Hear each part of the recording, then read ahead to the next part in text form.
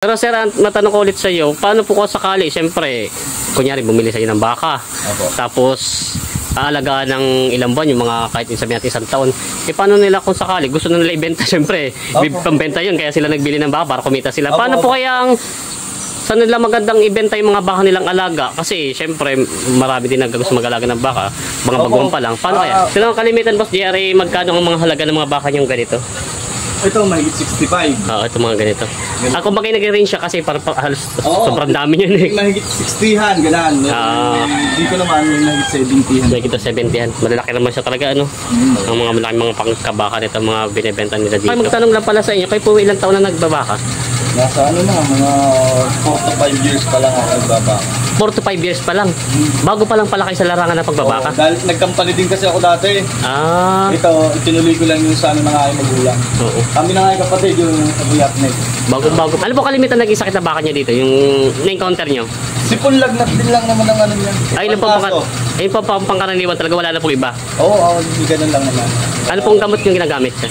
Ayan na, magandang umaga mga Talongs TV. Nandito tayo ngayon sa Padre Garcia, Batangas, at tayo po ay bumisita dito sa isang kilalang livestock dealer ng mga Bahang Norte. At tayo magtatanong ng ilang impormasyon lalo sa kanilang paghahanap buhay at paano nga ba alagaan ang mga bahang ito. Kaya samahan nyo ko sa video natin sa araw ito. Kung bago pa lang sa aking channel, mag-subscribe ka na para like ang update sa na-upload natin video dito sa Padre Garcia, Batangas, sa ating livestock dealer visit. Sama-sama tayo manood sa video natin sa araw ito. Boom! Ayan na, good morning mga Talongs TV. Nandito tayo ngayon sa Padre Garcia, Batangas, dito sa may kay Boss JR. Yan po, kasalukuyan pong may dami nilang dayami dito, ginagayak na nung mga pakain na sa baka. Yan. Ito ngayon yung ng mga baka dito na ginagayak. Saan dadalhin yung tutoy? Ito sa mayaman po. Mayaman po. Mayaman? Papakain na sa ano? Baka po. Baka. May nakahiwalay kayong baka dito ng alaga? Opo. Yun. Ito pala ang dami. Puro dayami na pala ang pakain nyo dito, ano? Yun.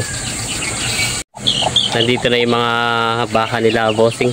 Ay, pinapakain nyo na? Pag nabit tayo padalay ng turuan. Kumbagay... Turuan sa mga trigo. Trigo ang pinapakain nyo ngayon. Sabay mga trigo. Trigo palang inaano nyo. Pero ito mga ganito kasi, sanay naman sila sa dayami. Kaya lang problema yung trigo. Ayun. Ba't sir, trigo ang pinapakain niya? Para makuha ng katawan. Mas mabilis ba siya pang... pampakinis ng baka. Pampakinis pala yung trigo na pinapakain. Kala ko yung feeds lang kalimitan pinapakain dito nila. Dito pala yung pinapakain ng trigo. Ayun. Kagaling ay. Magkano naman kalimitan niyang persako ng trigo sa bilihan? Ay, si Boss JR.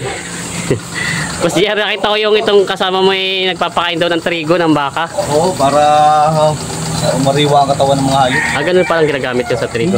Pero magkano kalimitan yung, di ba isang sako siya nabibili? Magkano kalimitan ng isang sako ng trigo? 650, 700. Hanggang 650 hanggang 700. Tapos po, ito po ba'y, siyempre, tuwing, gano'ng karami pinapakain sa kanila na trigo? Baka, estimated ko mga 1 kilo. 1 kilo lang? Oo, 1 kilo.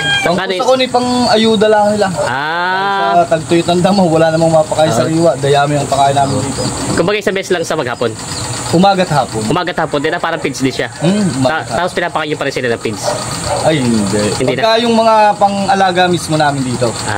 Kumbaga pong... Pero pagka yung mga ganito, alam mo naman, pambenta. Para lang siya sumag-uli ang katawan dahil stress galing biyahe. Para bumalik yung kanilang ng katawan. Yung pala, trigo pinapakain nyo. Sila natin itong mga bakon. Ang dami yung baka yan ngayon, ano? Opo. Ito, tinatit na pa. Kasya lang dito. Tinan mo pa natin yung mga mukha nila dito. Tayo sa likod tayo, no? Ang dami. Ang ganito, no? Ito pala yung bagong gawa niyong koral, ano? Tasitin natin dito. Sino ang kalimitan, Boss JR, magkano ang mga halaga ng mga baka niyong ganito? Ito, mahigit 65. Ito mga ganito. Ako bagay nag-range siya kasi para halos sobrang dami yun eh. Mahigit 60han, ganun. Dito naman, may mahigit 70han. Mahigit 70han. Malalaki naman siya talaga, ano? Ang mga malaki mga pangkabaka nito, mga binibenta nila dito. Tapos po, titignan natin ito. Dami. Ilang ulo po ito dala niyo? Parang dami. 73 yan lahat. Ang dami. 73 daw po ito. Mga baka nila dito. Pero ano pong pinakababang range nyo ng mga bakang binibenta dito? Meron ako ng 40 lang ng tigit, 45 pababaga na. Meron naman po magano yung kumbaga yung mga budget nila. Sa side na dulo. Kabilang dulo. Ayan po ito yung mga baka. Kaya pa siya tayo. Ano kasi, tinitinor ko na para pagka yung mga dadating na iba yung malalaki ang gusto, dito sila sa side nito, wala nang napili, hindi yung... Kumbaga hindi na sila mga kung saan iikot-ikot pa ng presyo. Kasi pag kinakain din, ang baka pagka tabi maliit, bagus malaki, minsan talo yung kain sa maliit. Kaya sinusuwag nila. Ay pag ganun lang sila, hindi sila nagkakagulo. Kumbaga nire-range nila yung mga baka nyo kung saan siya yung pinaka malaki, maliit para pag hindi sila, pati pag may bumili, hindi maliligaw kung magkano yung presyo, pati kayo hindi maliligaw. Pag nila kung saan, dito tayo sa malakihan, sila natin na. Yun. Boss Jer, ako magtanong lang pala sa inyo, kayo po ilang taon na nagbabaka? Nasa ano na, mga 4 to 5 years pa lang ako nagbabaka. 4 to 5 years pa lang. Bago pa lang pala kayo sa larangan ng pagbabaka. Dahil nagkampany din kasi ako dati. Ito, itinuloy ko lang yung sa ano ng aking magulang. Kami na nga yung kapatid yung sa Buyapnet.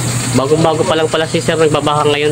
Kamusta naman po ang, siyempre, negosyo to, kitaan sa baka?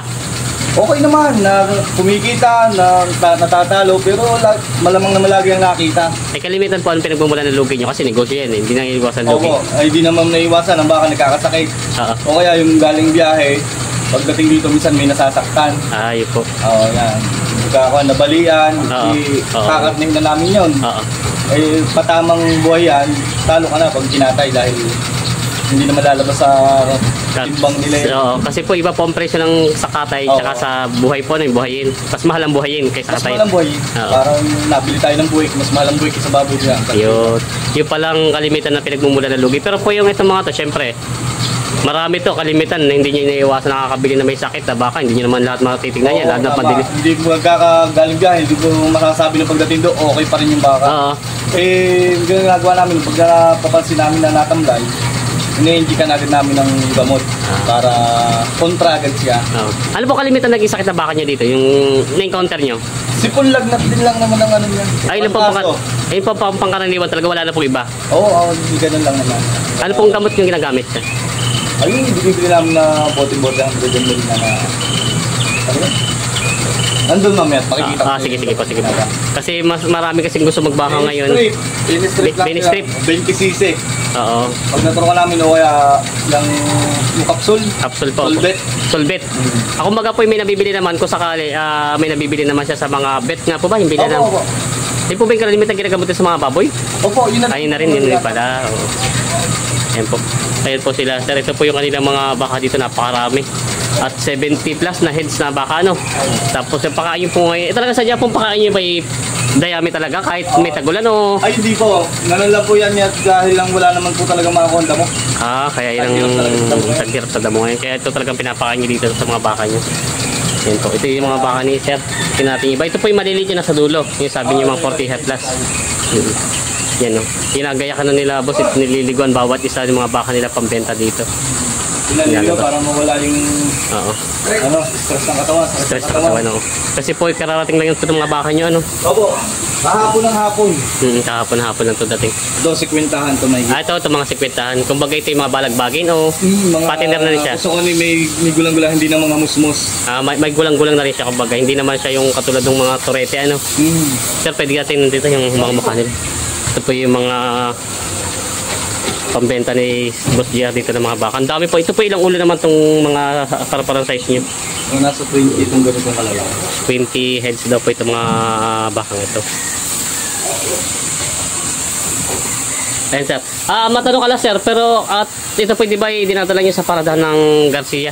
Tuwing anong araw po ang pwede nilang pumunta kayo pag gusto bumili doon sa inyo sa paradahan? Pag sa paradahan? Ay, tuwing Biyernes lang naman po ang paradahan. Anong oras po nag-umpisa ang dating niyo ng mga baka? Ang mga baka po, nandun na ng alas 4 ng madaling araw. Tapos hanggang anong oras po sila kung gusto hanggang alas 10 o hanggang alas 11 ng magtatanghali. Ayan. Doon po pa. Hindi makibili, pero karamihan naman po laging lalagi po. Kung mas maganda po, kung makakadire kayo dito sa bahay. Pag wala pong parada, pwede po sila pumunta. Pwede po dito. Nandito naman po ako ng linggo ng hapon. Linggo ng hapon hanggang Webes ng Hanggang Webes po. Oo. Nandito po Pag yung mga busy medyo kasi alam mo ng mga tao na yung mga hanap buhay. Alangan ang schedule lang pang Biyernes. Oo. Pwede po sila pumunta dito kahit mga alangang araw. Yun, pwede naman po kahit alangan ng araw pumunta dito. Deliver din naman po ako dito pag kahit dito kayo makadun. Oo, yan sila sir. Ito po yung mga baka nila sir dito na na pambenta. Ito naman po yung mga balagbagi na siya, alanganin sa turete na to, malalaki ng sukat niya. Ayun po. Mga 45 ang pataas po ang ganyan. Pero kalimitan po ang binibenta niyo talaga mga lalaki. Lalaki po. May mga babae din po kami kaya lang po nandyan sa, hindi po namin sinasama dito. Bakit po? Nandyan po sa may labasan. Ah. Namin po sila inihuhula. Pero sir, di ba kayo nagbebenta kayo ng baka? Meron din kayo sariling alagang pang patiner? Meron po. Yan po yan. Kita niyo po yung natatanaw na yan. Ayun, meron pala dun malawak na ano. Opo. Yung doon saan? alaga po. Sarili namin palaga. Oo. Paano pong estilo ng pag-aalaga niyo ng baka? Kumbaga, yung pakain niya. Tuwing ano pang pakain niya? Tuwing pakakain niyo po sa umaga ng dayami. Tapos pag nakain po, painumin po ng konting feed. Oo. Tapos po yun. Ako na po yun. Sa hapon na rin pag mo, pakakainin lang po ulit ng dayami. Tapos pag nakakain. Feeds lang tsaka po dayami ang pakain niyo. Wala na kayo ibang pinapakain. Yung molasses, hindi rin kayo gumagamit ng molasses. Ilan talaga po ang ano niyo? Doon na din po sila nasana. Oo. Yung tubig niyo po tuwing ano? Eh di, yun na nga po, umaga at hapon. Umaga at hapon lang din. At yun na po yung pakain niya may feeds. Ayun, yun pala. Kasi maraming nagtatanong na baguhan pala sa pagpaparming kasi maraming gustong bumili ng baka dahil yun nga, hindi katulad ng mga baboy, maraming peste na dumarating na masakit. Ito kasi yun, sabi niyo, isa lang kalimitan ng sakit niya, madali pati gamutin. Oo, kaya matibay kasi sila sa sakit para sa baboy. Dahil ang baboy medyo maselan. Ang baka po, kahit pa papabilad dyan, hindi naman po sila sa init. Ayun. Kaya mas maganda po din yung nakakatanggong. Ito katulad nito, gumawa kayo sa dyan ng kural para sa mga baka niyong alaga. Oo. Pero sir, matanong ko ulit sa iyo, paano po kung sakali, siyempre, kunyari bumili sa iyo ng baka, tapos aalagaan ng ilang buwan, yung mga kahit sabihin natin isang taon, paano nila kung sakali, gusto na nila ibenta, siyempre, pambenta yun, kaya sila nagbili ng baka para kumita sila. Paano po kaya saan nila magandang ibenta yung mga baka nilang alaga? Kasi syempre marami din gusto mag-alaga ng baka, mga baguhan pa lang. Paano kaya? Karamihan din po sa akin, minatawag na ganan yan. Kung paano pa di-dispose. Oo. Ang ginagawa ko po, may sinasama ko na mamimili. Na, tapos, okay, pinsan kami din po yung nakuha. Oo. Ako baga po, kayo na pupunta doon kasi mahirap na ibiyahe katulad doon pag malalaki na masyado, napipilayan. Tama po. Kasi pag minsan ay pag natatakot kasi matataba, tapos ibibigay mo pag nasaktan, hindi namura din po siya no, kahit hindi siya, kahit pangkatay na siya. Parang pag tinawaran ng mamimili, oy pilay naman yan, tatawaran mas mababa. Pero kung tutusin, hindi naman nababawasan yung timbang ano. Nagkakaroon ng pula. Oo. Kung tutusin, hindi naman nababawasan yung timbang ng hayop, pero parang ano siya sa parang kahit pangkatay na siya, pag nagkaroon ng pilay, parang bumababa yung presyo nung bibilhin. Kung sa kanya nagiging pula niya. Oo, para lang mabawasan yung presyo. Pero ano pong, paano po yun sabi niyo, nagkasama ng? Buyer na mismo siya. Kayo na po bahala magkasama ng buyer. Nagkasama ng buyer na kuha doon. Yun naman po, bago tikapin yung baka nyo, doon na mismo babayadan na kayo bago ialis ang baka. Para sigurado tayo sa... Kumbaga sila na rin ang kukuha. Wala na kayong poproblemahin na sa mga gastos. Tama po. May dala na po sa sakyan. Hindi na po, basta po yung pagkakasundo sa baka, kung sakaling magbebenta na kayo, yung pagkakasundo sa baka, sa inyo na lang po yung wala nang maaalis dun sa presyo na ibigay sa inyo. Ayun, yun pala. Kumbaga, pwede kayo rin mismo o kaya magsasama kayo ng buyer. Ganun po ang kalimitan nangyayari sa amin. Kasi siyempre... Lalo na po yung mga suki namin sa dyan na kasi mga customer, meron kayo regular customer, siyempre mamumroblema yun. Saan namin bibibenta to? Sakto na laki pag napasobre sa laki. Hindi nila, siyempre, kaya nga sila naghanap buhay para kumita din. Pag wala silang bibenta kasi mahirap eh. Ang ginagawa po namin dyan, halimbawa, gagaya nito, ang tagtulot. Ang hirap sa pakain. Ay, yung iba, umaasa sa damo na yung makakuha. Minsan natawag sila sa akin, hindi sa nakakuha ng dayami dahil nakikita din nito. Ay di, yung tinutulungan din namin na maghakot para may supply. Para ngayon, mapakain din nila na maayos ang kanilang baka. Pag hindi kasi kumain nyo ng ilang araw, di sayang ilaga mo ng ilang buwan. Mamamayat po siya. Mamamayat po siya. Matanong ko lang po kasi ang dami nagsasabi sa atin, lalo git sa paradahan, mas mababa po ba ang presyo ng mga baka ngayon? Iba-iba pa ang presyo ng baka ngayon dahil kasi unang-una walang maipakain. Doon, ganun din naman sa pinagkukunan. Mas mababa na kukuha doon, kaya mas mababa din sa ngayon, magbebenta dito. Pero oras na siguro, mga lumatakang ulan na yan, siyempre, mga tao dadami ang kukuha ng baka. Ang inaano ko ngayon, kung magpapalaga rin lang kayo, Mag-ano na kayo ng kahit 2 linggo. Siguro naman mga isang buwan, ulan na din yan. Gano na kayo ngayon sa alagain. Mas mura pa. Para mas makamura-mura kayo. Ayun si Sir. Ayan si Sir. At si Sir po ay isa po sa kilalang livestock dealer ng mga bakang Norte. Kalimitan po mga baka niya galing Norte po. Norte po, Norte. Sa Ordaneta, Pangasinan. Ordaneta pa. Ayun. Si Sir po ay nagpaparada po siya sa Padre Garcia ng tuwing Biyernes po. Alas 4, alas 3 hanggang alas Alas 10. 3 o hanggang ang mga bago magtanghalian.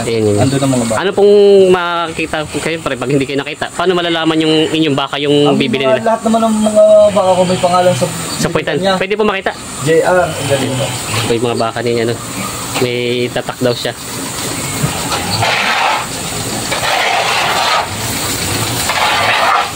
Nakapuitan daw ang... Paano mo kape, katalong ang mga boys?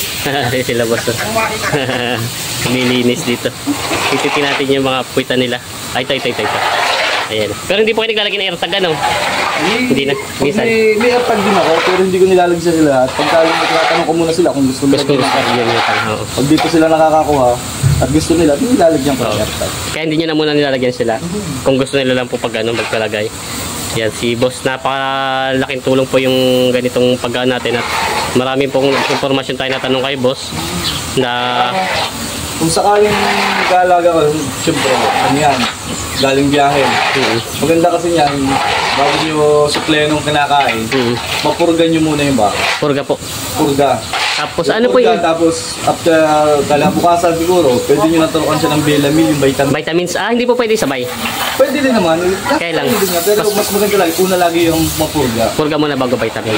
Kasi yung iba nagtatanong, buti sila tinanong, sinagot niya. At hindi ko natanong sa iba, maraming tatanong. Paano yung vitamins niya at purga? Sabi, paano ba yung style niya? Paano po ano? Ayun, isang beses, isang buwan o kahit hindi? Hindi, ano ba, nagturo kayo ngayon ng vitamins. After 3 to 1 month siguro, 3 weeks o 1 month, i-follow up nyo siya ng vitamins para mas umano yung ano sa katawan. Ilan naman pong pinaka-maintenance nila, no? Yung pagkain, tapos yung vitamins at yung purga nila. Dahil meron baka na kahit kain ng kain, payat. Hindi siya pinakagawang sa vitamins. Kailangan pa kasi may mambulate, kailangan mapurga. Kaya yung vitamins napakaganda sa baka para mas mabilis lumaki yung baka. Yung palang suggestion ni Sir. Napakagandang impormasyon na talagang... Ganito, maliit ang sukat. Ito po yung mga ganyan, yung mga magkaling ganyan nga ulit. May na 40 lang yan. Sir, pwede ko makita yung mga bagong ligo yung baka doon? Nililiguan na mga baka nila dito. Yung bang nagliligo po yung naligo na? Hindi pa. Ayan. Matagal-tagal na po tayong huling nakapunta sa kanila dito. Wari ko may kulang-kulay isang taon na rin, Sir, ano? Ito na po yung mga baka nila dito. Tingnan natin muna yung mukha nila bago yung puwitan nila. Yan po, ito yung mga... Ito naman, Sir, yung mga magkano ganito kalalaki mga baka nyo? Walang 60, ito pong malalaking ganito kalalaki na. Mahigit na 60 lang daw ito. Mahigit sa 60 lang ang ganyan. Meron pang wala dyan. Depende kasi sa bili ko din. Murang bili. Mura ko din naman. Kahit malaki siya po, kahit mas basta murang bili. Basta may kita. Sabi basta may kita. Yes, sir. Tingnan natin dito yung mga pit naman nila. At ito yung kalimitan. Tinitingnan dito yung mga puwitan talaga nila po, ano? Karahe. Oo. Kasi mahirap naman yung mga mukha lang nila. Yung iba kasi tinitingnan yung mukha lang pag mga baguhan pa lang. Sir, ito yung pala, di ba, paano malalaman yung mga patiner na yun, sabi nila balance ang laki niya, timbang. Pagkain dito, boss. May figura una, may figura ang pilihan. Meron kasing isa. Ganito, isa puwitan. Kita niya kasi tirat. Kumanipis. Hindi magbububuha kung ano. Dapat balance yung ano. Yung laki ng katawan sa ano, hanggang dito pareho din. Ito, magit na 50 malaki na siya, may 50 lang siya. Yan o. Ito yung mga baka nila, Sir. Ito naman, nakikita 60. Oo. Ito may kita 60.